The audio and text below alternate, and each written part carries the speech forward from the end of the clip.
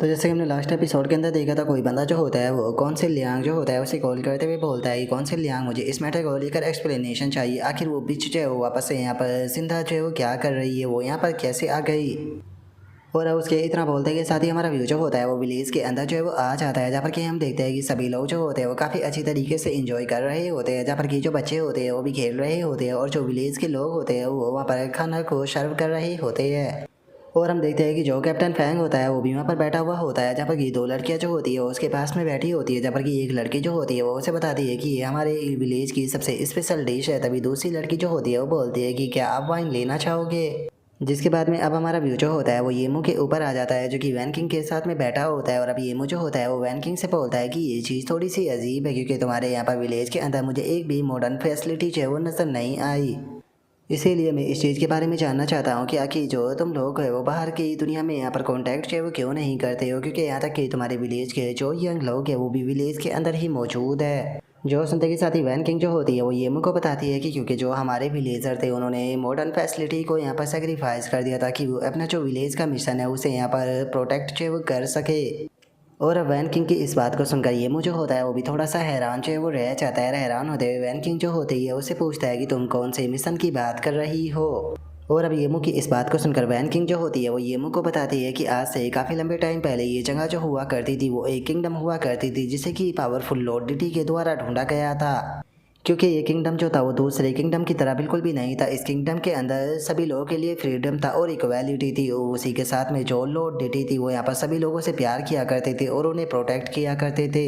यहाँ तक कि जो लॉर्ड डिटी थे उन्होंने अपने जो डिवाइन स्प्रिंग था उन्हें भी सभी लोगों के साथ में शेयर करना चूज़ किया। और लेकिन जो डिवाइन स्प्रिंग था वो बहुत ही ज़्यादा पावरफुल था, जिसके कारण सभी लोगों के पास में यहाँ पर बहुत ही खतरनाक पावरें आने लगी। और उस पावर के कारण यहाँ पर जो सभी लोग थे उनमें से कुछ लोग ऐसे थे जिनके कि दिल के अंदर कभी ना ख़त्म होने वाला जो लालच था वो पैदा होने लगा था। इसीलिए पावर पाने के बाद में जिस टाइम पर लॉर्ड डीटी जो है वो यहाँ पर नहीं थे, जो वे लोग थे उन्होंने यहाँ पर अलग अलग प्रकार के जो बहाने थे वो बनाकर दूसरे लोगों के ऊपर अटैक करना शुरू कर दिया ताकि वे उनकी टेरिटरी और पावर को प्राप्त कर सके। और इसके पीछे केवल किंगडम के ही लोग जो है वो नहीं थे, बल्कि किंगडम के बाहर के भी लोग थे जो कि जानबूझकर जो डिवाइन स्प्रिंग था उसे प्रदूषित जो है वो करना चाहते थे। और अब इस तरह की जंग के कारण फाइनली जो डिवाइन स्प्रिंग था वो पूरी तरीके से सूख गया। जिसके बाद में वो टाइम आया जिस टाइम पर लॉर्ड डिटी जो थे वो वापस से विलेज के अंदर लौटे और वे जिस प्यारे से विलेज को छोड़कर गए थे उसे देखकर वे बहुत ज़्यादा हैरान रह गए, क्योंकि वो विलेज जो था वो अब एक चलता फिरता हेल जो है वो बन चुका था। उसी के साथ में जो स्प्लिट स्प्रिंग था वो भी सूख चुका था।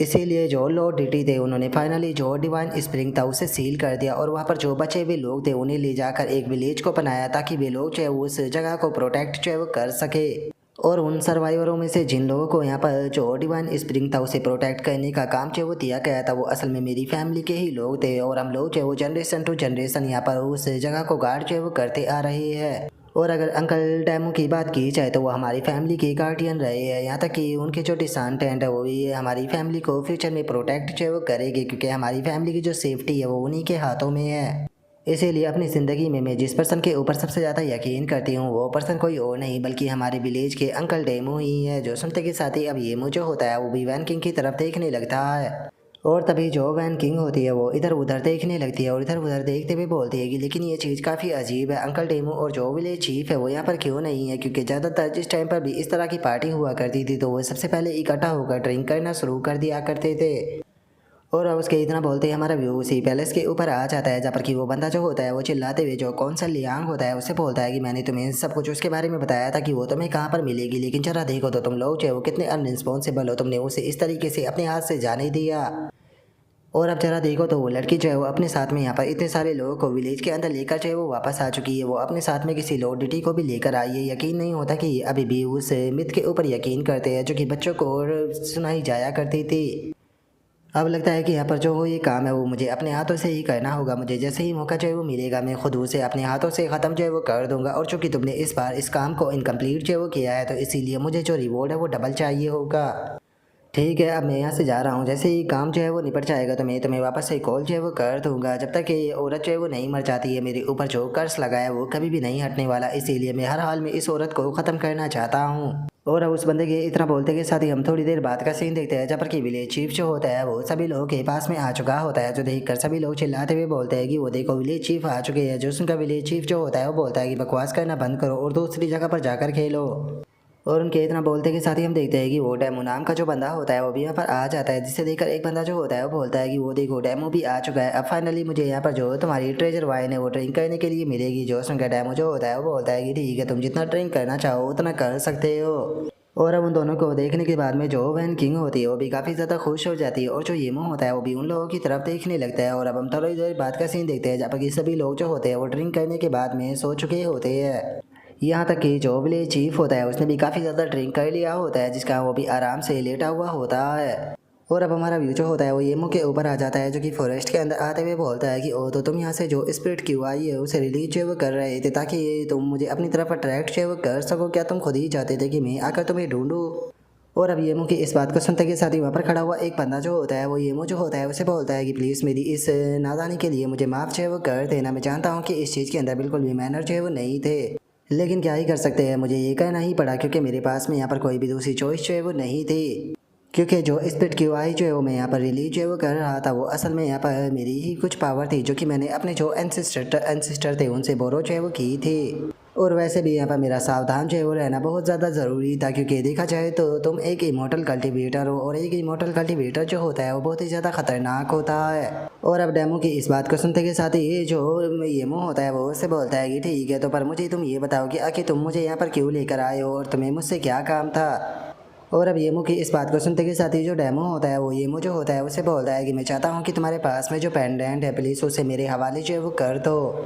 और अब डेमो की इस बात को सुनते के साथ ही जो येमो होता है वो भी अचानक से सीरियस जो है वो हो जाता है। सीरियस होते हुए उससे बोलता है कि ओ मैं समझ गया, कहीं ऐसा तो नहीं कि तुम यहाँ पर मुझे डराने की कोशिश कर रहे हो? जो सुनते के साथ ही जो डेमो होता है वो येमो जो होता है उससे बोलता है कि नहीं, तुम गलत समझ रहे हो, मैं तुमसे जो पेंडेंट है उसे केवल इसीलिए लेना चाहता हूँ क्योंकि मैं जानता हूँ कि तुम यहाँ पर डिवाइन स्प्रिंग के लिए आए हो, लेकिन मैं नहीं चाहता हूँ कि डिवाइन स्प्रिंग को ओपन किया जाए, क्योंकि डिवाइन स्प्रिंग जो है वो एक टैबू की तरह है और अगर उस टैबू को ओपन किया गया तो यहाँ पर आसपास के जो वाइल्ड वुल्फ है उन्हें भी उसकी सेंट जो है वो चली जाएगी, जिसके कारण वे हमारे विलेज के अंदर आने लगेंगे, जिसके कारण केवल पूरा विलेज ही खतरे में नहीं पड़ेगा बल्कि जो होली मैडम है उसकी भी लाइफ जो है वो खतरे में पड़ जाएगी। और मैं किसी भी हाल में यहाँ पर जो होली मैडम है उसकी लाइफ को खतरे में पड़ने नहीं देना चाहता।